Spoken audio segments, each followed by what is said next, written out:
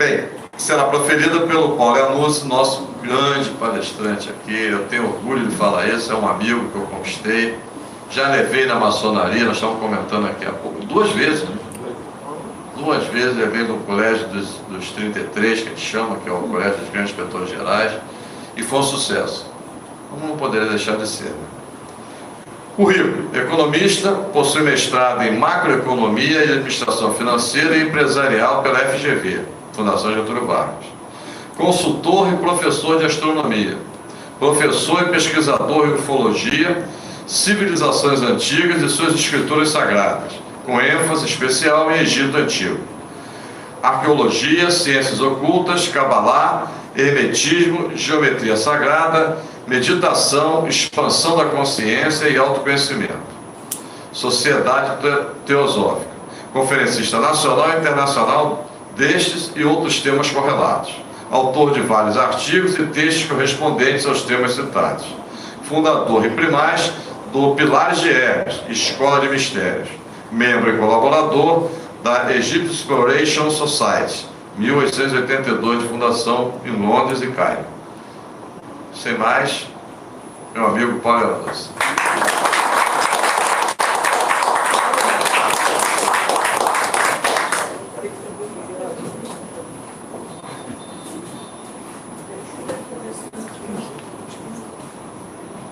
Olá, boa tarde a todos. Como sempre, é um prazer estar aqui, que eu considero também uma casa minha, já de bastante tempo, com vocês, amigos queridos, principalmente sempre os gentis e carinhosos convites do Coronel Ivan. Muito obrigado a todos vocês. Eu quero pedir desculpa aí, que está meio torto essa tralha aqui, ó. Mas, como eu sou de cavalaria, acho que é melhor assim do que a gente mexer agora essa geringonça cair. O extremo está maior que o outro, é isso? Você está um órgão? Se o extremo estiver mais abaixo que o outro, não vai montar direito. Não, vai mesmo. Bom, vocês preferem assim ou querem que apague essa luz para... Ah, tá. Ok, tudo bem. Vou escolher esse título, Apófis. Quem já ouviu falar nisso aqui? O que é o Apófis? O Apófis mesmo, o nome original? O nome original e o que dá esse batismo. Tá complicado. Tem muita dispensação. Se compliquei. Eu escolhi esse título porque nós estamos hoje no ano do dragão. 2025 é o ano do zodíaco chinês, o ano do dragão. E não deixa de ser um aspecto, vamos dizer assim, draconiano, sem alusão a outras fantasias que estão sendo ditas por aí a respeito de draconianos, etc, etc. Mas Apófis é o nome que esse asteroide recebeu por ser Apófis, em princípio um nome grego, tá? Em verdade, transliteração do original egípcio, Apep, que é a chamada serpente do caos, ou o dragão do caos, tá? Da iniquidade, da insensatez, de tudo que observamos atualmente neste final de Kali Yuga, desse período que os hindus antigos, os egípcios antigos e os gregos também chamavam de Idade do Ferro, dentre outras idades, que é a idade mais densa que atravessamos. Eu vou, ao longo da palestra, falar um pouco mais sobre isso aqui. Se não me engano, acho que já apresentei isso aqui antes, vamos relembrar alguns detalhes. Então, Apófis vem do Apep. E lembrando que dentro desse arquétipo, nós temos, no Egito Antigo principalmente, duas interpretações, ou melhor, duas colocações a respeito do arquétipo da serpente. A serpente da iniquidade, como foi dito aqui, da origem do negativo ou daquilo que testa, que prova o homem, e a serpente, símbolo da sabedoria, do conhecimento, da sensatez e do direcionamento, que séculos mais tarde vai ser absorvido pela cultura grega e transformada no Ouroboros, a serpente que morde o próprio rabo. Tá? Então, dentro desse arquétipo, esse asteroide foi assim batizado, Apófis, com a transliteração grega de Apep. Como é que passa aqui? É esse aqui? Não, é esse. Muito bem. Observamos isso, por exemplo, nas coroas e nos tocados dos faraós.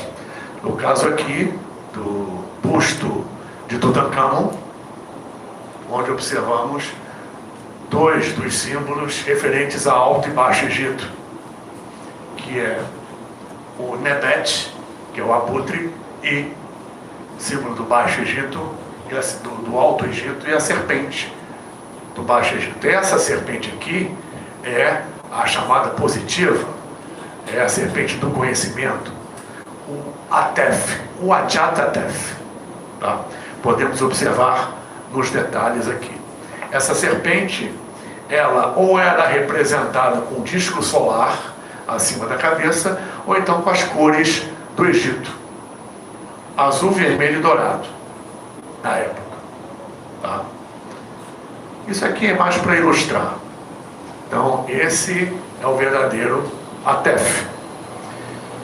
E como vivenciamos a dualidade no universo, o universo dual, bipolar, nós temos o outro lado. Tá? O disco solar, em cima do Adjatatef, tá? Ou a serpente da sabedoria e do conhecimento. E aqui nós temos um dos elementos do tesouro de Tutankhamon. Isso, quando você vê ao vivo, eu tive a oportunidade de, quando lá estive, ver isso e muitas outras coisas, é no mínimo magnífico. E como em muitos portais dos templos e adornos de determinados objetos, por questões sagradas, para proteção, nós temos uma série de Adjatatef, ou essa serpente com um disco solar, rodeando e protegendo um dos relicários do faraó Tutankhamon. Aqui um detalhe, uma aproximação dos Atefs. E chegamos aqui no lado oposto desse processo. Tá? Estou mostrando o que existe de registro com respeito a esses arquétipos. Tá? E essas são as figuras, não só a anterior, como essa do Apep. Tá? Aqui é um sacerdote procurando manipular essa representação. No seguinte sentido, que nós vemos isso no sentido oculto da vida, onde, em verdade, isso era um axioma da cultura egípcia antiga, não só egípcia, mas hindu, tibetana, da parte oculta dessas civilizações, que hoje encontramos em conhecimentos herdados daí, em sociedades secretas, escolas de mistérios, e na parte reservada das religiões, não abertas ao público, vários axiomas, e um deles tem a ver com isso aqui. Ou seja, você transformar o negativo a seu favor. Em verdade, no momento evolutivo que nós ainda estamos, em termos de humanidade, precisamos de motivações para sairmos da cadeira. Ou seja, você sabendo trabalhar a parte negativa a seu favor, você é um princípio iniciático, você começa a tomar as rédeas da sua vida e do seu destino. que significa isso? Significa que é o negativo no estágio, repetindo, atual de desenvolvimento humano, é o negativo que te põe para cima. Porque enquanto vai tudo ótimo, tudo bem na sua vida, tudo bem, muito bem, obrigado, você vai levantar da cadeira para quê? Você vai sair da rede para quê? Então, são colocados desafios em nossas vidas para que possamos superá-los. Desafios que são erroneamente considerados problemas e que, em verdade, são oportunidades para o nosso crescimento. Falando assim é fácil, na hora que a coisa acontece é que não é brincadeira. Mas a disciplina consciencial consiste nisso. Tanto que os faraós, e vamos chegar em outra parte, o próprio rei Salomão, como todos sabem, dominava e manipulava demônios. Você pode invocar um demônio aqui agora, ele vai fazer o que você quer, mas ele vai cobrar o preço. Haja moral para enfrentar isso. Tá? Você pode invocar isso para uma cura e vai ocorrer. Agora, você sabe como lidar com isso? Então, essa questão que no popular chamamos de bem e mal, num outro nível, numa outra esfera de conhecimento e de assimilação, é, a nível cósmico principalmente, bem diferente. E isso era muito bem entendido, especialmente no processo iniciático dessas civilizações e o que ainda existe dentro desse conhecimento iniciático. Então, essa representação aqui, com o referido texto hieroglífico, fala sobre isso. Ou seja, como você trabalhar com esse arquétipo de uma forma positiva. Como você se coloca diante da dificuldade, da prova, de uma forma positiva. Até que você enxergue que não existe teste, é tudo para valer o tempo todo. Porque, como diz a frase, a vida não tem ensaio. Essa é mais uma representação aqui, vocês podem ler, a grande serpente de Sfets, tá? Que é um termo ligado à prática desse processo. O APEP, como está escrito em cima. Em cima desse arquétipo, esse asteroide foi batizado. Por quê? Porque a órbita dele vem sendo acompanhada como as órbitas de muitos desses asteroides já há bastante tempo. A grande maioria das pessoas não tem ideia dos programas astronáuticos das agências como a NASA, como a ESA, a Agência Espacial Russa, agora a chinesa e também a indiana, sobre o envio de sondas que vão pesquisar e até mesmo pousar em alguns asteroides. Asteroides que têm potencial risco, não digo colisão, mas passar bem perto e dar um susto. E alguns passam perto o suficiente e que não existe aviso prévio. As agências avisam, olha, passou anteontem, raspando um asteroide assim, assim, assado. Isso, vez por outra, acontece. Então, em muitos detalhes, a humanidade em geral é mantida na ignorância. Tá? Mas, nos principais, são divulgados, até onde pode ser divulgado, determinadas questões em relação a essas missões espaciais.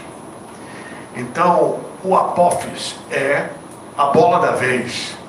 Tem sido acompanhado já há bastante tempo. Tá? E missões espaciais estão sendo elaboradas para visitá-lo, uma vez que ao longo do tempo a sua trajetória foi recalculada várias vezes. E por que Apophis? Porque as primeiras medições trouxeram um risco iminente de colisão. Tá? O que se sabe hoje, com certeza, é que em aproximadamente numa sexta-feira, 13 de abril de 2029, ele vai passar muito perto. E nas primeiras medições calculava-se que havia uma grande possibilidade de colisão no retorno dele em 2036. Esse retorno vai ocorrer nessa data, sim. Mas hoje, a ciência afirma que não existe risco de colisão, pelo menos nos próximos 100 anos. Eu não acredito muito nisso não, porque isso muda o tempo todo. Tá? A probabilidade dele bater aqui realmente reduziu bastante, mas ainda existe, por conta de um detalhe astronômico de mecânica celeste na trajetória do Apophis. Tá? É a chamada fenda gravitacional. Alguém já ouviu falar em fenda gravitacional? Fenda gravitacional é um ponto específico, no caso da trajetória do Apophis, entre a Terra e a Lua, porque ele vai passar entre a Terra e a Lua, ou seja, muito perto. A Lua está a 380 mil quilômetros. Ele vai passar aqui na Lua, menos de 380 mil quilômetros. Aproximadamente de 180 mil a 200 mil quilômetros, bem perto, raspando a Terra. E se nessa trajetória ele entrar nessa chamada fenda gravitacional, que é um ponto praticamente baricêntrico, ou um centro de gravidade, ali da interação da órbita junto com a Terra e a Lua, se ele passar por esse ponto mínimo, na outra volta ele bate. Agora, a probabilidade dele passar por esse ponto é muito remota. É como se você tivesse uma bolinha de ping-pong e arremessasse a bolinha daqui para acertar um copinho de plástico lá na Praça 15. É mais ou menos essa escala. Existe? Existe. Mas a probabilidade é mínima. Tá? Mas ainda pode ocorrer. Então, em princípio, esse é o Apophis, que vai ter o seu retorno em 2036, mais próximo do que 2029. Se começarmos a considerar determinados levantamentos, nós temos questões em relação ao Apophis desde antes de Cristo, com registros no Antigo Egito, na Grécia e na Índia. Existem dentro dos épicos hindus algumas passagens que fazem uma alusão a isso aqui, por incrível que pareça. E nós percebemos, com um estudo mais profundo, determinadas coincidências, entre aspas, coincidência não existe, que, obviamente, podem ser exageradas, mas existem elementos bastante interessantes, como na própria Gemátria da Kabbalah hebraica, por exemplo. Tá? Então, um desses exemplos, 13 de abril de 2029, no calendário judaico, será o dia 28 do mês de Nissan. 28 de Nissan. 28 de Nissan foi a data que as muralhas de Jericó caíram. 28 de Nissan foi a data do acidente de Chernobyl. Se observarmos historicamente, essa data tem uma referência a determinados acontecimentos ao longo da história.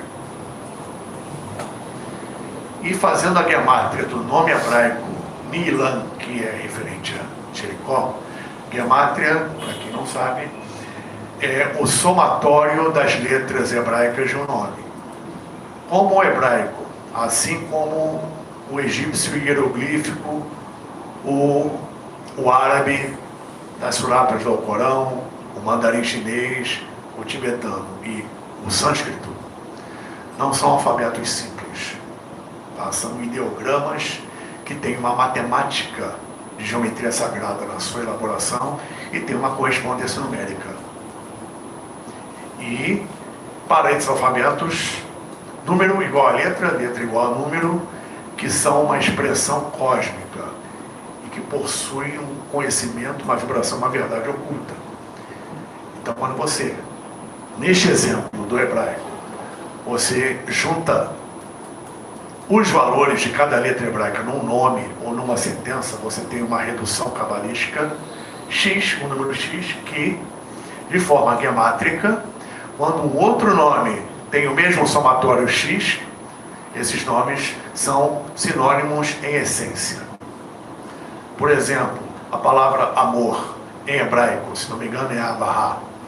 Você soma as letras hebraicas, os números correspondentes a essas letras hebraicas, e você vai para a palavra união ou unidade em hebraico, o resultado é o mesmo. Isso significa o quê? Amor é união. Amor é unidade, ou seja, em essência é a mesma coisa. Então a palavra em hebraico para Jericó dá um somatório 746. 746 é o somatório em relação a o que no hebraico significa teste atômico. Teste atômico em hebraico, você pega as letras, faz o somatório gemátrico, vai dar a mesma resultante. Se você voltar, por exemplo, em 13 de abril de 2029, na passagem do Apófis, 28 de Nissan, vai ser um ano hebraico de 5.789. Se você voltar no somatório de Jericó 746, o ano hebraico de 5.746 corresponde no nosso calendário a 1986, que foi o ano do acidente de Chernobyl. Então você começa a encontrar coisas que aparentemente não têm nexo, mas que estão interligadas. Quem já teve acesso ao livro Código da Bíblia, que fala sobre esse contexto gemátrico. Você joga isso na Torá, por exemplo, e faz a transliteração para Épicos hindus ou para o livro egípcio dos mortos, você encontra quase a mesma coisa. É impressionante como os antigos conseguiam associar isso em relação a elementos que ocorrem hoje e que já ocorreram ao longo da nossa história e que foram um futuro distante para eles. Continuando. Tá. Isso aqui é uma foto mais aproximada do que se conseguiu do Apófis. Tá. Essa aqui anterior é uma concepção artística. Essa aqui é uma foto mesmo. Ele é um asteroide rochoso. Existem 3 tipos de asteroides. O asteroide rochoso, que é uma rocha única. Existe o agregado rochoso sedimentar, que é um conjunto de pedras unidas. Existe o asteroide metálico, geralmente composto de ferro e níquel. Esse daí ainda cai na Terra, tá? Porque você tem um meteoroide ou asteroide que é maior que o meteoroide. Questão técnica da coisa. Quando entra na atmosfera, a estrela cadente, ou seja, a ignição daquele corpo, é chamado de meteoro, é o fenômeno. O que sobra, se sobrar alguma coisa, o que cai na Terra é um meteorito. Asteroide já tem uma dimensão muito maior. Tá? E quando ele é metálico, sempre sobra uma grande parte que cai aqui, como o exemplo que nós temos aqui do meteorito de Bendegó, que foi a única coisa que sobrou do incêndio do Museu da Quinta. Tá? Para uma pedra metálica daquele tamanho cair aqui, porque suas dimensões originais no espaço eram descomunais. Os outros não, a maior parte ainda se desintegra nesse atrito com a atmosfera. O que não vai ser o caso desse aqui. Muita coisa vai ser atritada e dissolvida, sim, mas a maior parte dele, se tivesse que se chocar aqui na Terra, repetindo, a ciência, ela coloca isso já como uma possibilidade remota, pelo menos nos próximos 100 anos, é uma grande pedra que bateria aqui. Tá? Aqui as dimensões aproximadas e o nome oficial, que é o asteroide 99.942, Apófis. em relação à altura do Empire State. Tá? Esse é o tamanho dele, que para um asteroide é bem pequeno, tá? Mas é o suficiente para fazer um estragozinho aqui. Por isso que o título é um tribunal para a humanidade, por isso que é uma pergunta. E não sabe se ele vai bater ou não, porque se ele bater ou passar muito perto mesmo, muita coisa se altera em termos de clima, em termos geológicos, geodésicos, geofísicos, geomorfológicos e assim por diante. Fora a chamada rede Hartmann e as vibrações mais sutis que existem, como as redes de meridianos do planeta. Tá? Aqui outros exemplos em termos de tamanho comparativo do asteroide Apophis. Não é só a altura dele, o volume que ele tem de rocha, maior que o próprio Pão de Açúcar. Imagina, algo um pouco maior de Pão de Açúcar caindo no STF, que maravilha. Hã? Vai, e o que tiver ao redor de pelo menos 400 km de raio. Vai, é pulverizado na hora. Pulverizado na hora. Tá. Muito bem. Aqui a órbita dele. Nós temos o Apophis aqui embaixo, a órbita da Terra, a órbita geral dele. Tá? Ele passa bem perto. Em determinados momentos, o grande perigo é esse. Ele cruza a órbita da Terra. Essa interseção aqui. Tá? Nesse ponto, ele lembrou aí, mencionou, e nesse ponto aqui. Por 2 vezes. Em algum momento, terá colisão. Não se sabe exatamente como ou quando. Tá? Isso cabe à ciência. Aqui um outro esquema da órbita de Apophis. Ele também tem risco de rota de colisão com Vênus. Ele intercepta a órbita de Vênus também. Tá? E aqui nós temos várias fotos da trajetória dele com o passar do tempo. Ou seja, esse asteroide, muitos outros, mas principalmente esse asteroide, ele tem um acompanhamento muito particular. Se existe uma injeção de verba, tempo e pesquisa para isso, de agências no mundo inteiro, é porque existe algo por trás muito sério nisso aqui.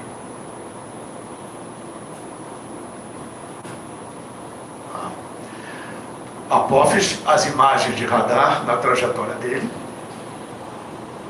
tá? Que é mais ou menos assim que os astrônomos pesquisam. Os astrônomos hoje em dia não olham para o céu já há muito tempo. O pescador aqui da Baía de Guanabara conhece melhor o céu do que astrônomo. Porque o astrônomo, ele fica no centro de pesquisas.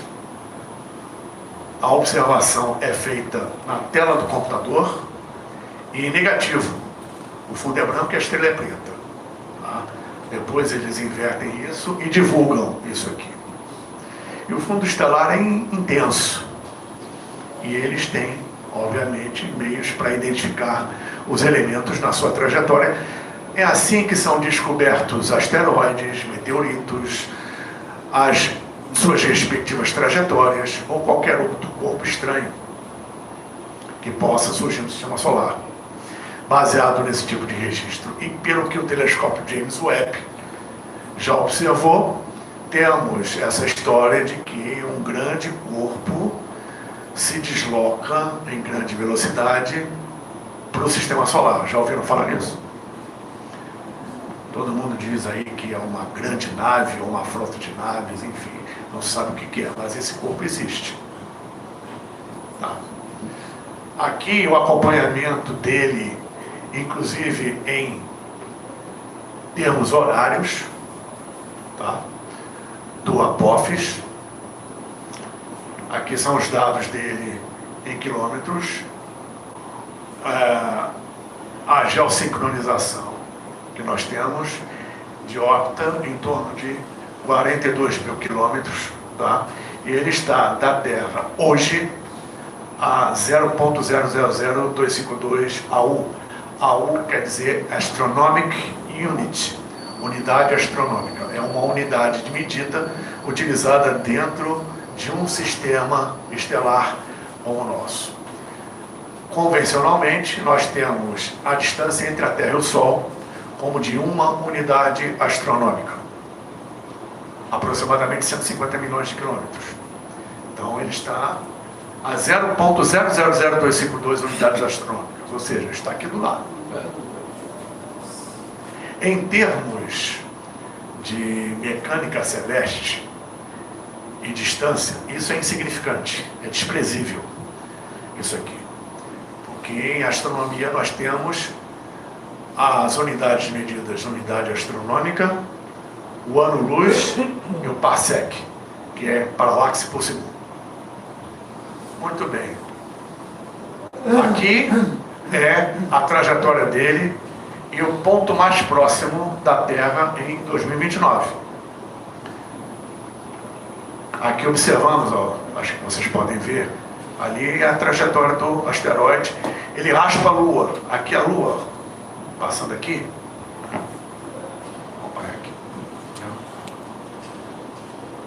Aqui a órbita dele, como aqui é a Terra, a Apófis passa aqui e quase raspa na Lua. Ele passa muito perto.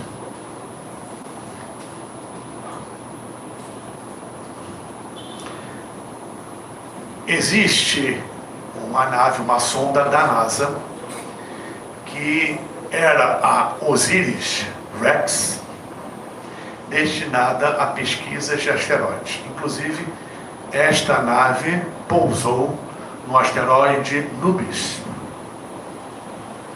Acho que quase ninguém ouviu falar desse asteroide. E pousou e trouxe para a Terra elementos desse asteroide, para estudar a composição desses corpos. Essa nave, anos depois, ela pesquisava o sistema solar e trazia amostras de asteroides próximos. Ela foi rebatizada para OSIRIS-APEX. E essa OSIRIS-APEX, ela tem destinação exclusiva para o Apófis. Tá? De novo, quanto deve custar uma missão dessas, uma readaptação de uma nave dessas para ser enviada, e toda a logística em torno só dessa missão? Ou seja, a questão Apófis é considerada séria para que haja uma atenção tão grande, não só da NASA, que é uma página da NASA, tá? É só vocês pesquisarem lá. E aqui da ESA, uma página da ESA. Uma das páginas principais da ESA, que é a European Space Agency, que também tem a sua missão para o Apófis. Como o Apófis vem do APEP, é a missão Ramses. Inclusive, existe um ditado, né, uma frase que foi colocada pela Agência Espacial Europeia, que o faraó é que vai salvar a Terra, né, por causa da missão Ramses.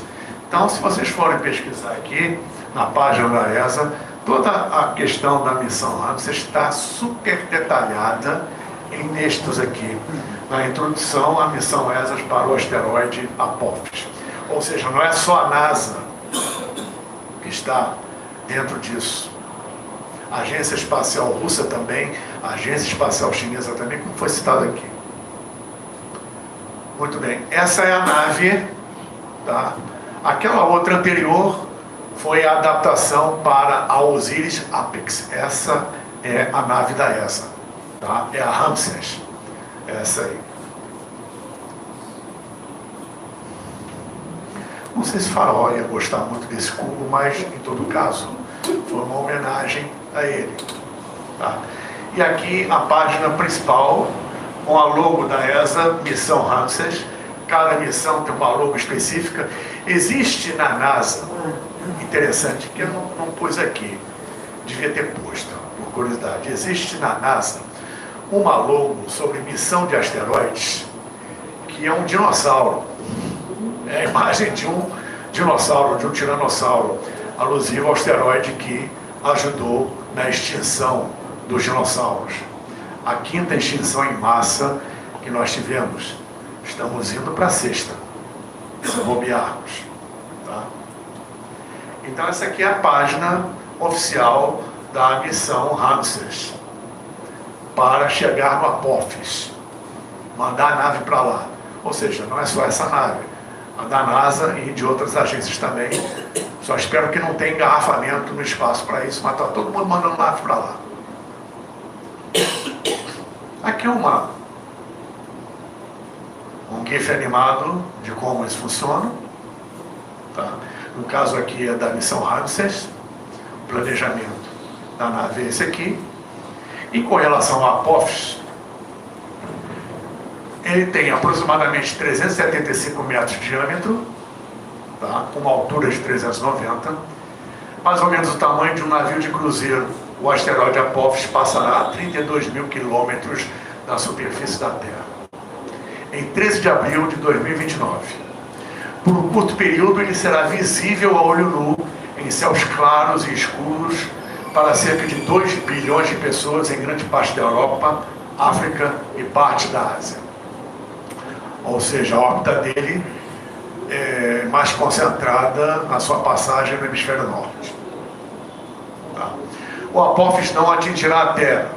Astrônomos descartaram qualquer chance de o asteroide colidir com o nosso planeta pelos próximos 100 anos. Isso é o que eles dizem hoje. Amanhã eu não sei. Porque não era isso que era dito há menos de 10 anos atrás. Muito bem. Mas o sobrevoo do Apophis em abril de 29 é um fenômeno natural extremamente raro.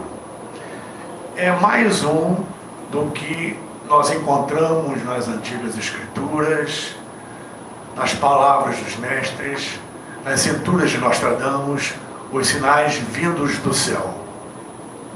Notem o termo, não são sinais no céu, são sinais do céu. Se é do céu é porque estão vindos do céu. Tá? Fenômeno natural extremamente raro. Só esse ano tivemos um alinhamento que ocorre a cada 100 e tantos anos. Teremos em 2026 uma configuração astrológica que a última vez que ocorreu foi exatamente na Revolução Francesa. Já tivemos um eclipse lunar no equinócio, 21 de março. Em 22 de setembro, no outro equinócio, teremos um outro eclipse lunar. Ou seja, esse ano está premiado. Ou seja, esse período agora, de 2024 até 2030, estamos premiados desses fenômenos naturais, tá? Que são os sinais ditos proféticos. Muita gente, por exemplo, com respeito a eclipses, ficam preocupados. O eclipse ocorreu, mas não aconteceu nada. Efeitos de eclipse só de 2 anos para frente. Os efeitos aqui ocorrem 2 anos depois para frente, como foi o caso de outros eclipses, principalmente solares. Se vocês forem observar historicamente, principalmente onde o cone de sombra passa, tá? Por exemplo, o eclipse, não me lembro o ano agora, que ocorreu, e é um exemplo dentre vários, que ocorreu numa data X, repetindo, não me lembro, 3 anos depois, onde o cone de sombra passou, foi exatamente a região da Guerra da Bósnia.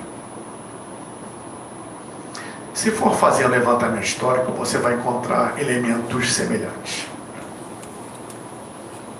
Ao analisar os tamanhos e órbitas de todos os asteroides conhecidos, os astrônomos acreditam que um objeto deste tamanho se aproxima tanto da Terra apenas uma vez a cada 5.000 a 10.000 anos. Para efeitos de comparação, um eclipse solar total ocorre em algum lugar da Terra aproximadamente a cada 18 meses. E o cometa Halley retorna aos céus da Terra a cada 76 anos. O sobrevoo do Apophis em 2029 atrairá a intenção do mundo inteiro e representa uma oportunidade única para a ciência, a defesa planetária, que é o faraó que vai salvar o planeta, faz parte da defesa planetária, e o engajamento público. E aqui, para quem quiser, está a página onde tem toda essa missão com respeito ao Apophis. E aí vamos entrar naquela questão que eu iniciei dos povos antigos em relação a essas coisas que ocorrem hoje. Temos esse mapeamento e aí nos perguntamos como uma civilização antiga, como a védica, anterior à indiana, sabia dessas coisas. Como os antigos egípcios e os maias sabiam desses detalhes. Por exemplo, um Diva Yuga, que é o conjunto de quatro yugas. O que é yuga? Yuga é sânscrito, Devanagari quer dizer era. Então temos uma grande era, o Diva Yuga, dividida em 4 eras. Tá? Isso tudo aqui está no Rig Veda. Rig, que quer dizer 4, em sânscrito, Devanagari, é o 4º livro dos Vedas. Muito bem. Livros Vedas que deram origem aos épicos hindus, respectivamente Bhagavad Gita, Mahabharata, Ramayana, Saibabhavahan e assim por diante. Então nós temos a chamada Idade do Ouro, que ocorreu no início da Atlântida, onde, segundo as escrituras, os deuses estiveram com os homens, seres especialíssimos, junto com almas preparadas aqui no planeta, o suficiente para absorver direto da fonte o conhecimento cósmico, autoconhecimento e crescimento consciencial interior. Com o tempo houve um mergulho no materialismo cada vez maior, e sem uma ambiência esses seres voltaram aos seus lugares de origem, conforme reza as escrituras, as mitologias de todos os povos. E nós temos essa Idade de Ouro, chamada na Índia, no Rig Veda, de Satya Yuga. Depois, a Treta Yuga, onde esses seres retornaram aos lugares de origem. Mas a humanidade ainda mantinha a pegada. Essa pegada foi diminuindo até que entrou a era do Dvapara Yuga, até chegar à era vigente, Idade do Ferro, Kali Yuga, referente à deusa Kali. Isso tudo dá um Diva Yuga, que é uma pequena porção dentro de um Manvantara ou Manvantara, 71 Diva Yugas, já é uma escala cósmica de tempo. Em uma Manvantara, ou seja, é um espaço de atuação de um Manu, de um ser condutor de civilizações, é uma pequena etapa de um Kalpa, que é chamado um dia de Brahma. E um dia de Brahma é isso aqui dentro de uma vida de Brahma, que significa, em verdade, o que a cosmologia hoje chama de Big Bang, expansão e retração do universo. A respiração de Brahma dentro dos hindus. E aqui as respectivas escalas de tempo. 311 trilhões de anos, 36 mil kalpas e assim por diante. Essa noção de tempo, para nós, estúpida, era natural para esses povos. Como assim?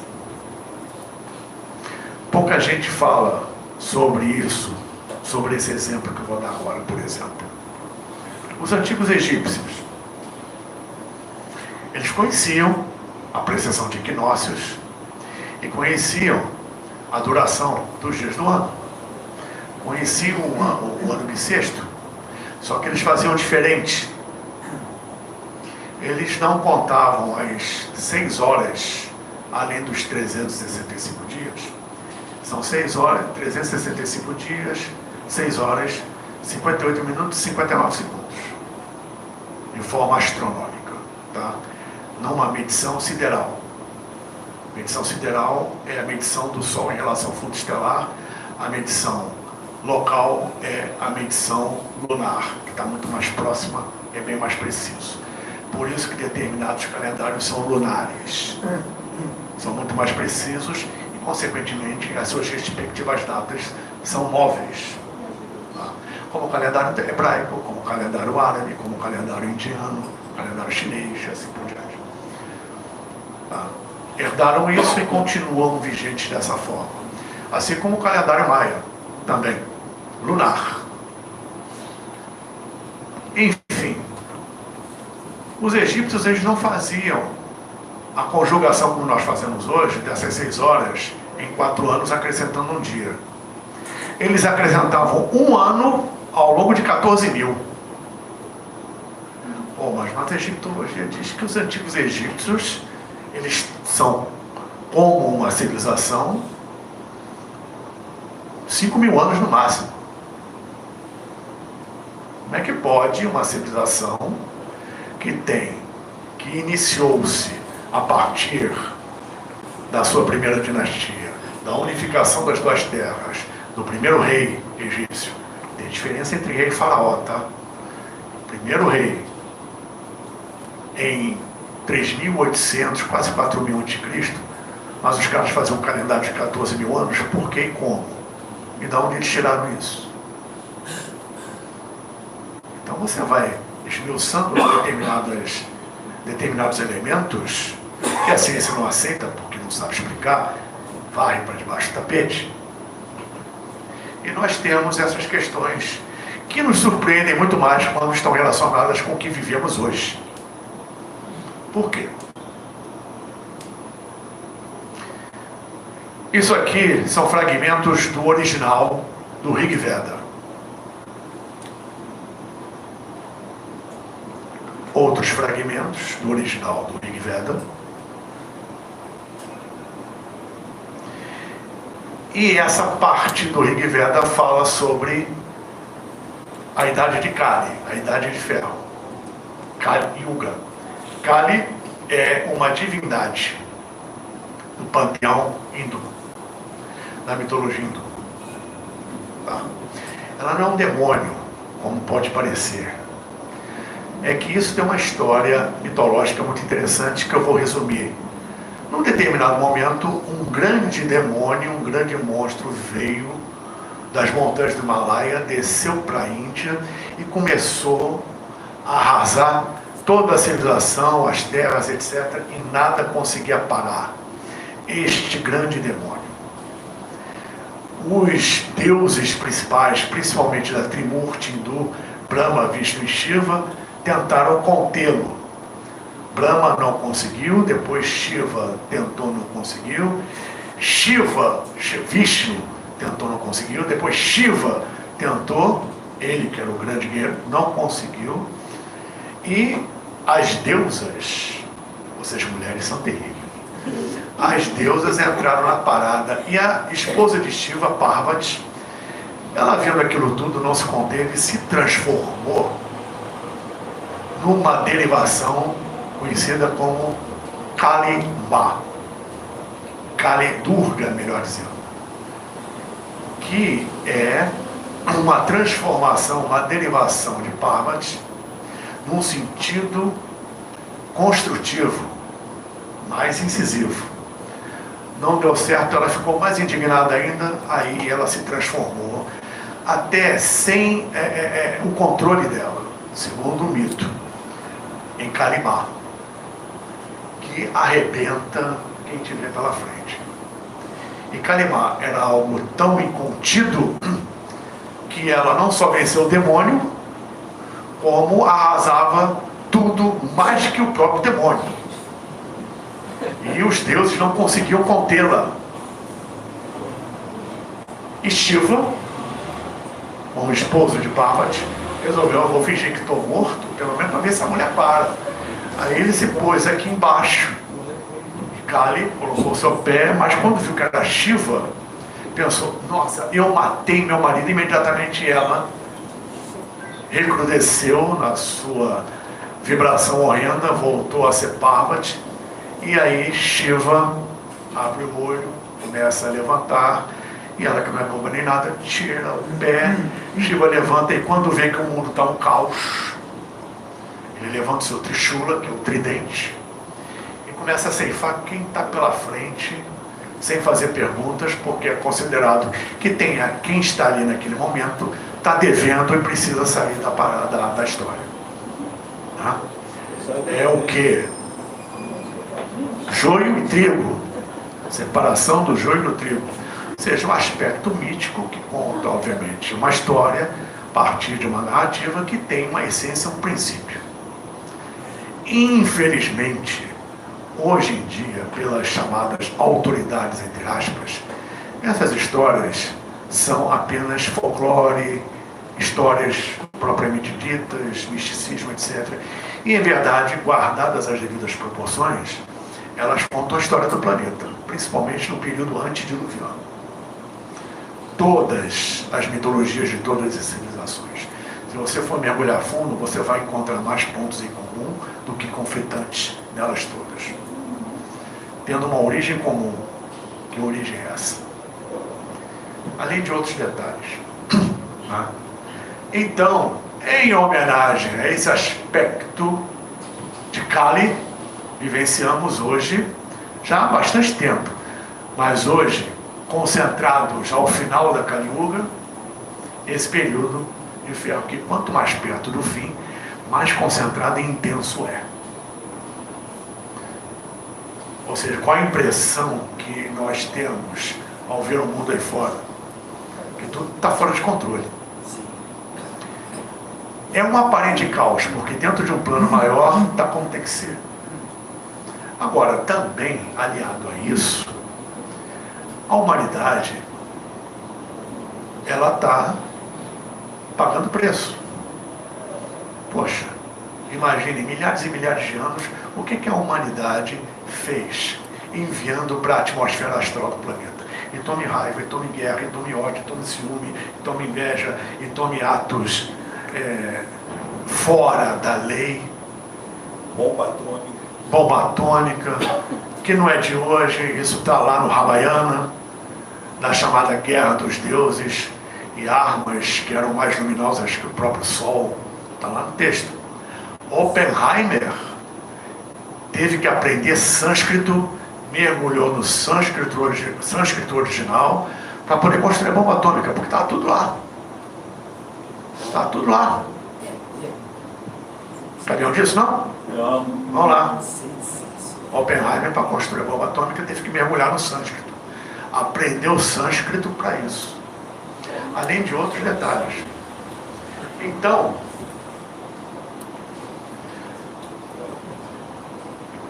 a vinda de Kalki, o indiano espera hoje a chegada do Kalki Avatara. Para eles é o cavaleiro do cavalo branco que vem por ordem do caos. Tá? Eu falei aparente caos porque é um plano divino, mas ao mesmo tempo, por tudo que a gente está enviando para o cosmos e para a atmosfera astral do planeta, resultando em formas de pensamento densas ao longo de milhares de anos, agora a conta chegou. A conta chegou. Então, a maior parte, nós somos responsáveis por tudo que está acontecendo. É mais fácil culpar alguma coisa. Né? Mas muito a responsabilidade é nossa. Como é nossa responsabilidade também transformar isso tudo. Temos ajuda, mas ninguém vai fazer o trabalho que cabe a nós. Então aqui diz, a vinda do Kalki Avatara é a encarnação final do Deus Vishnu, cuja última encarnação no planeta, segundo o Rig Veda, foi o Senhor Krishna. Eu estou citando a Índia Antiga porque, pela questão de Blavatsky, da teosofia, é o que nos chega mais ao Ocidente, pelos 18 anos que ela esteve lá. Tá? Mas isso vale para outras civilizações antigas, cada um a seu modo, a sua cultura e a sua roupagem. Que é previsto para vir pela última vez neste final de ciclo como um cometa resplandecente e armado com uma espada, símbolo da justiça, aterrorizante para provocar a aniquilação dos homens e mulheres entregues à barbárie, selvagens e perversos nesse período final de Kali Yuga. Shri Desavatara Stotra, 10º Shloka. Shloka é como se fosse um versículo, tá, desses versos aqui.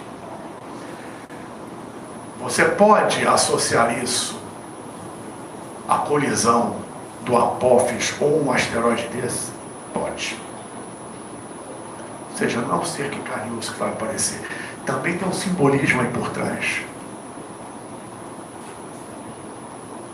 Um cometa resplandecente armado com uma espada, aterrorizante para provocar a aniquilação dos homens e mulheres entregues à barbárie. Imagina o choque de um asteroide. Não provoca isso aqui? Vamos lá. O Kali Yuga, em verdade, é a Kali Yuga. Yuga é era. Então, a Kali Yuga, de acordo com a crença hindu, o tempo universal é composto de 4 grandes períodos, ou eras, ou yugas. Satya Yuga, o ser humano viveria em torno de 100 mil anos e com uma estatura de cerca de 10,5 metros de altura. A sabedoria domina a criação. Quem for ler a Bíblia, a epopeia de Gilgamesh, ou Gilgamesh, o livro de Enoque, que foi retirado da Bíblia, vai ver os Nephilim, vai ver os gigantes. Mesma coisa. Treta Yuga. Os seres humanos ficam ligeiramente menores em comparação com seus predecessores da era Satya Yuga. Satya Yuga é a Idade do Ouro. Satya Yuga é o período da sinarquia, que voltará a vigorar no planeta, sabe-se lá quando? Vai voltar. O que é sinarquia? Sinarquia é um sistema de governo onde Deus manda, os mestres mandam, os anjos mandam, os anciões estão nos principais cargos, e outros cargos e ministérios, quem assume é quem entende daquele assunto. Tá? Não é como hoje em dia que um sapateiro vai falar de medicina. Como nós encontramos na internet, que você tem um celular na mão, onde você tem a resposta distorcida, na maioria das vezes, de tudo que você precisa, além de distorcida e incompleta.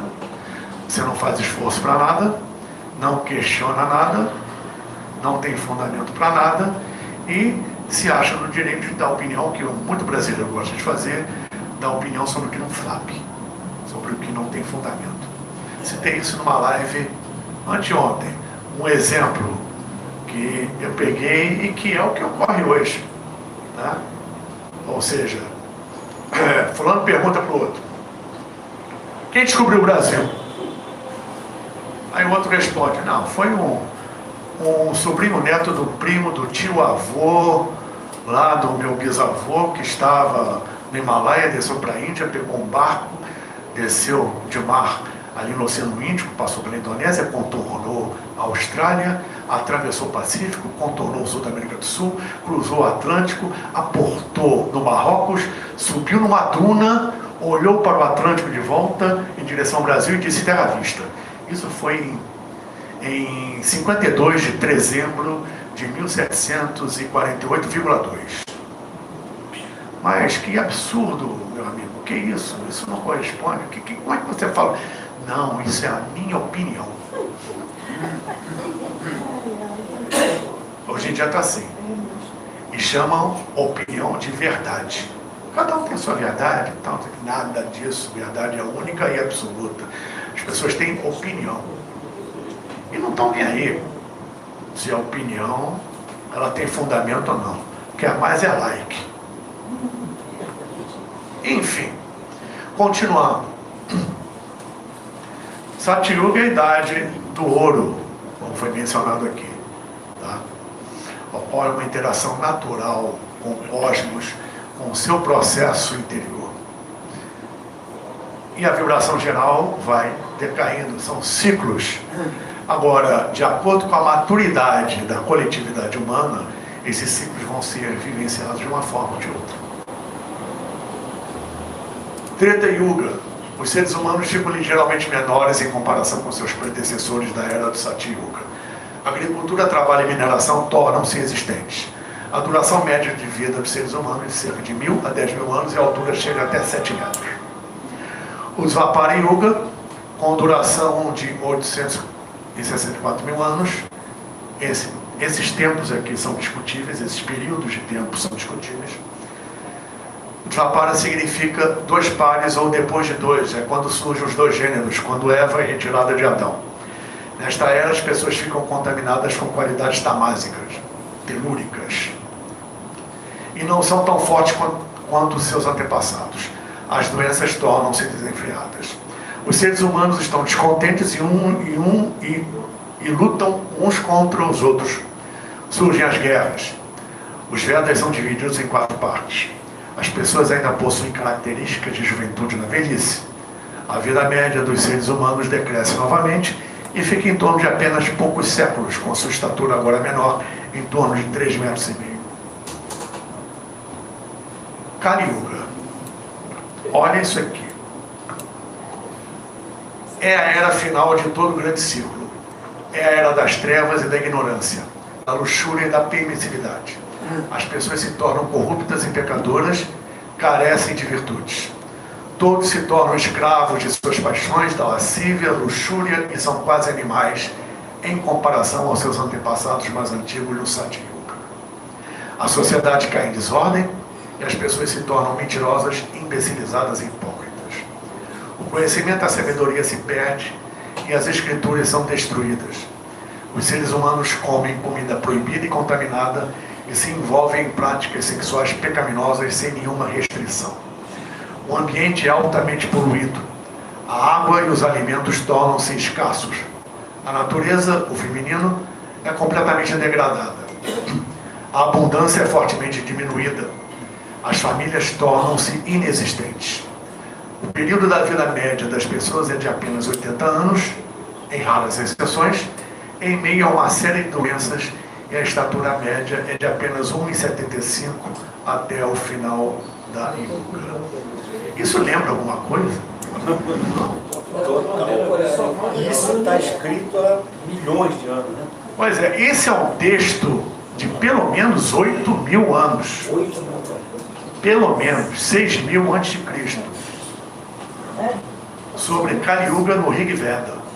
É um retrato de Características de uma humanidade não madura, não evoluída, que se comporta de acordo com essa maturidade nos respectivos ciclos.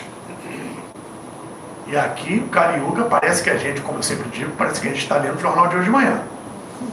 Ou acabando de ver o Jornal Nacional, ou qualquer outro telejornal no mundo, não no Brasil somente. Olha onde Apófis e outros elementos atuais se encaixam. Então você pode fazer uma conjugação histórica numa linha única. Não dá para separar nada. E com isso eu encerro a nossa exposição de hoje. Muito obrigado a todos. Estou à disposição de vocês para... Obrigado.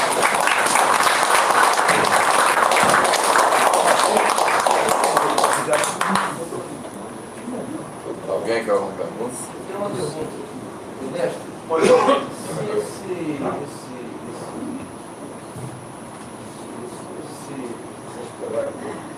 essa pedra aí, essa pedra enorme, que vai, esse pedregulho, ela vai chegar raspando na Lua. E se ela acertar a Lua em vez de acertar a Terra, como é que fica? É uma possibilidade, mas é mais remota ainda. Mais do que a Terra?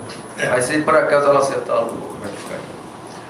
Bom, vamos ter efeitos também, porque a Lua pode ter uma órbita deslocada, muitos detritos podem atingir a Terra, isso vai afetar o clima, vai afetar a geofísica do planeta, a geodésia, a geomorfologia. O efeito gravitacional da Lua e influência sobre as marés vai mudar. A nossa sobrevida aqui existe por causa da Lua, em grande proporção. Esse equilíbrio do baricentro Terra-Lua que permite a vida como ela é no nosso planeta também. Inclusive, existe já mensurado o movimento de afastamento, ora aproximação da Lua em relação à Terra, que isso é natural. Ela vai se afastar, vai se afastar, vai se afastar, cada vez mais, depois ela retoma a aproximação. A questão é que ela, como qualquer satélite natural de qualquer planeta, precisa obedecer à chamada Lei de Roche. A Lei de Roche diz que um satélite natural não pode ultrapassar 2,44 vezes o raio do planeta, senão a atração gravitacional do planeta sobre a face interna voltada para o planeta desse satélite em relação à externa é desproporcional e o satélite despedaça. Então, futuramente, a Lua pode ultrapassar a Lei de Roche e se despedaçar e os seus detritos formarem um anel em torno da Terra.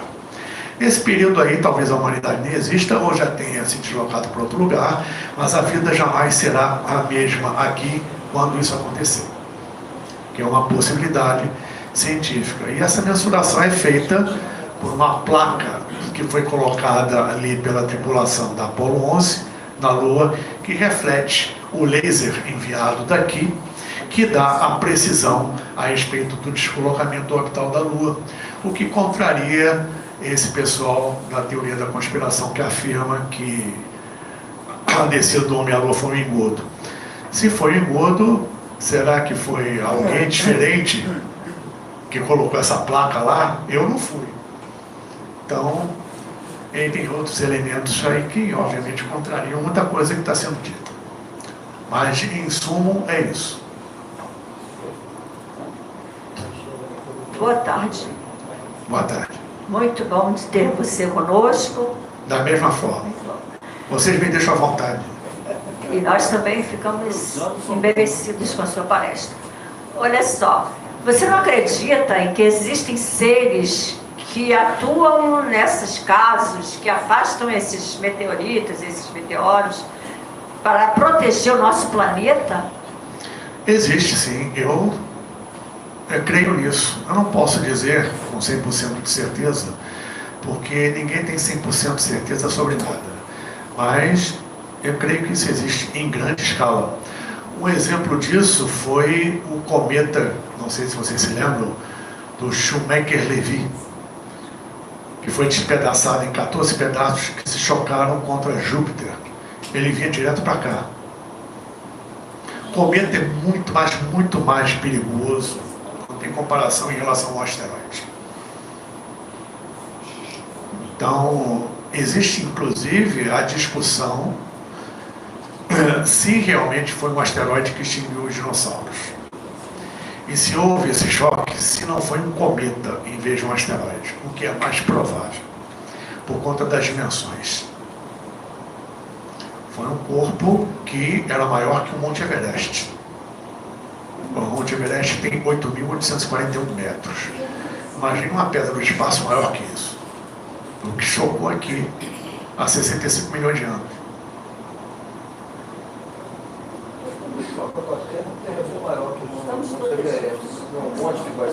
Sim, mas o efeito é terrível. Só um choque desse é um tsunami de 40 metros de altura. Fora o estímulo à atividade vulcânica. Começa a explodir vulcão no mundo inteiro. Paulo, parabenizo realmente mais uma vez aí a sua exposição. É uma satisfação enorme para todos nós que o assistimos, porque você conjuga sabedoria, conhecimento com eloquência na forma de verbalizar. E isso facilita muito a compreensão de quem é mais leigo em quase tudo que você conhece. Então, parabenizo você. Na mitologia, fala do Apófis como sendo representante do caos. Sim. E ele se contrapõe a Ra, ao deus Ra do Egito, que é da ordem e da disciplina. Então, isso poderia ser levado por analogia ao problema do asteroide. Quem sabe também, como tem a representatividade do caos, que se ele chocasse ou passasse tão perto, poderia criar o caos. Mas eu fiquei pensando aqui que talvez exatamente esse contraponto, né, do deus Ra, que é o Sol, A ideia é essa, porque existem os dois lados nesse universo dual. Então, um complementa o outro. Arquetipicamente, nós temos o cosmos, ou ordem, vida, o caos.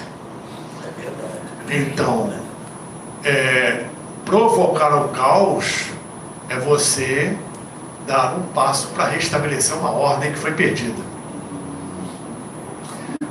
Não tenham dúvida.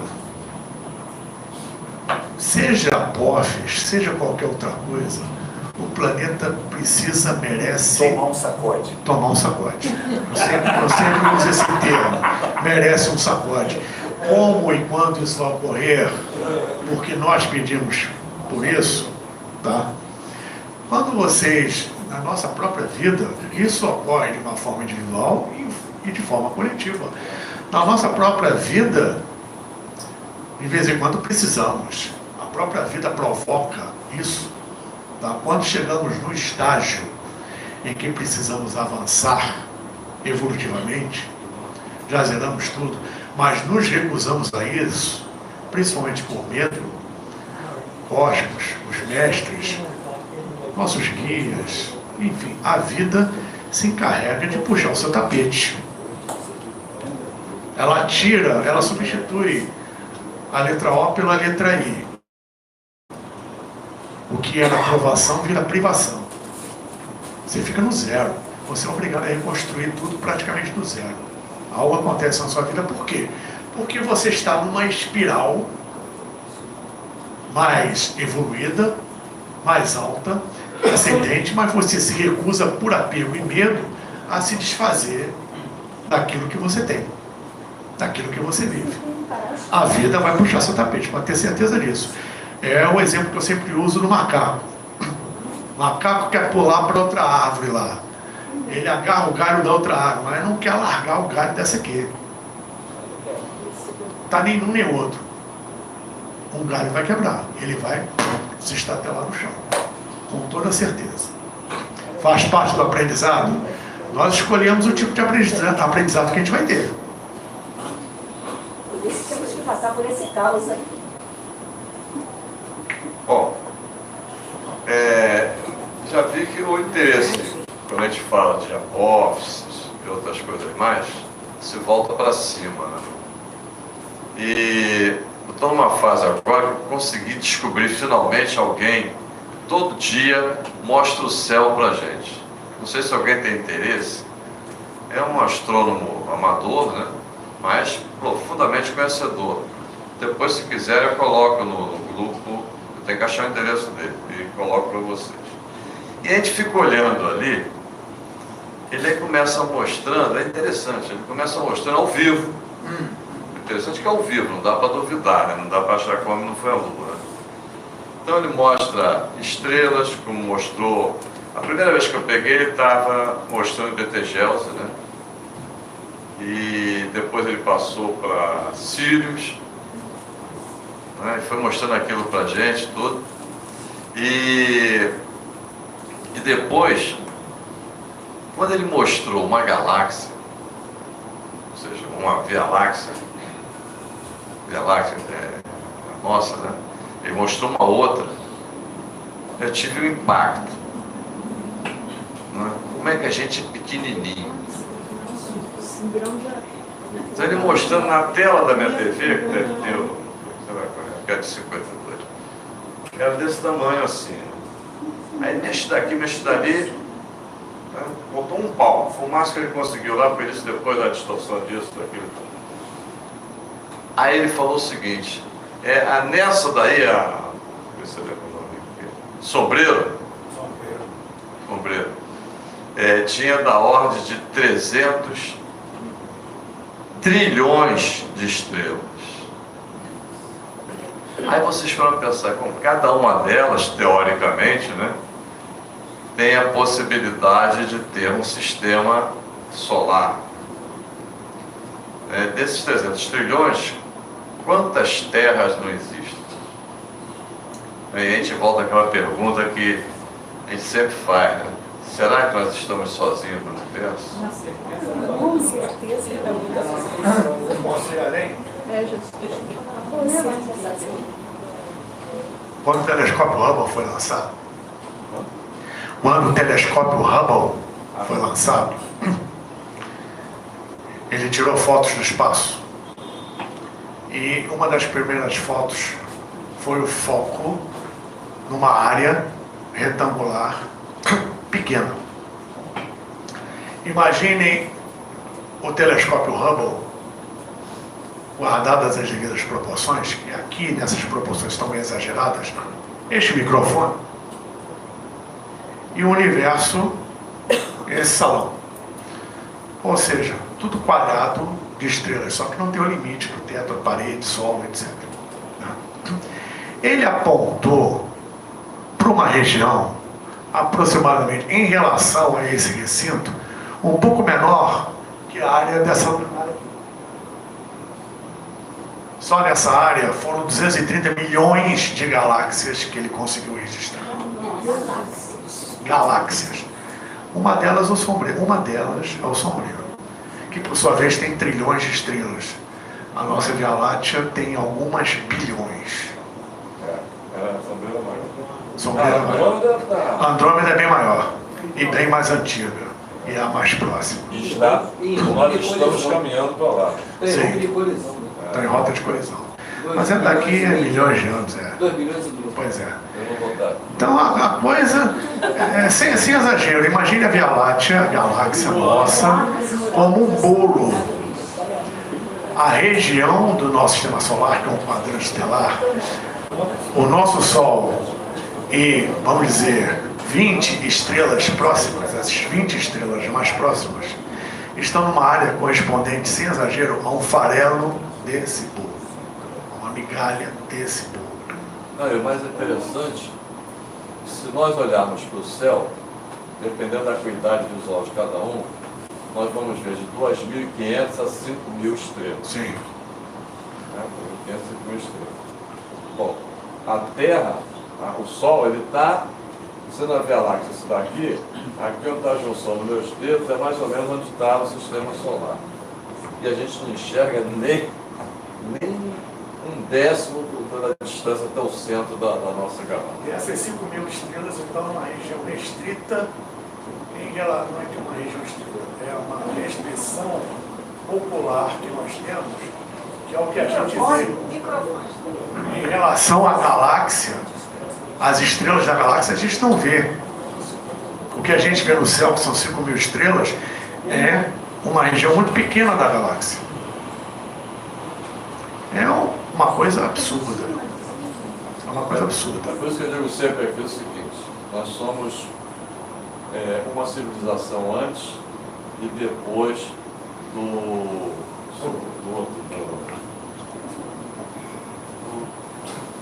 velho é uma coisa. James Webb.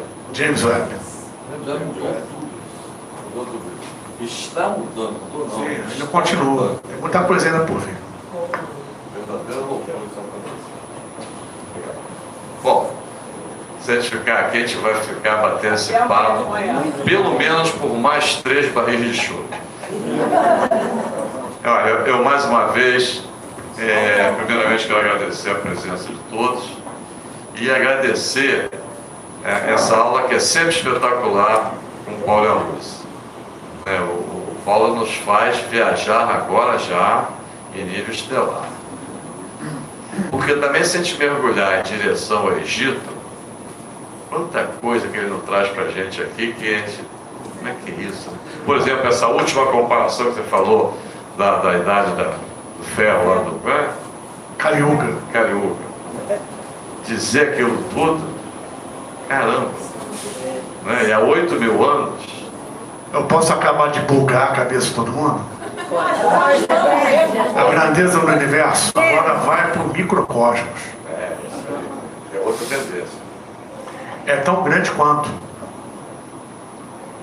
Uma comparação, isso aí já é uma mensuração realmente científica, para não alongar muito.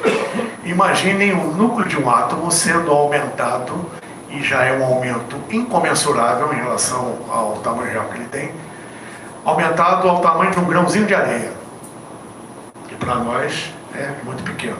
Coloca esse grãozinho de areia no centro do gramado do Maracanã. O elétron mais próximo, ele vai circular fora do estádio. Olha o espaço que tem entre o elétron mais próximo de um núcleo atômico e esse núcleo atômico. Ou seja, o que é grande e o que é pequeno. O que é grande e é pequeno em relação a nós. Uma montanha, em relação a nós, é enorme. Em relação à Terra, é um grão de areia, que por sua vez é um grão de areia em relação ao Sol, a galáxia e assim por diante. E aí, o que é que somos nós? E o que impede ter vida dentro do átomo? O que impede ter vida dentro de um átomo? Vida é só o que a gente entende por vida? A vida vibra em cada átomo, né? Isso está naquele mantra da unidade da sociedade filosófica. Bom, então, em nome do Clube Militar, em nome de todos, eu quero agradecer ao Paulo por esse passeio que nós demos, maravilhoso, na tarde de hoje. Muito obrigado.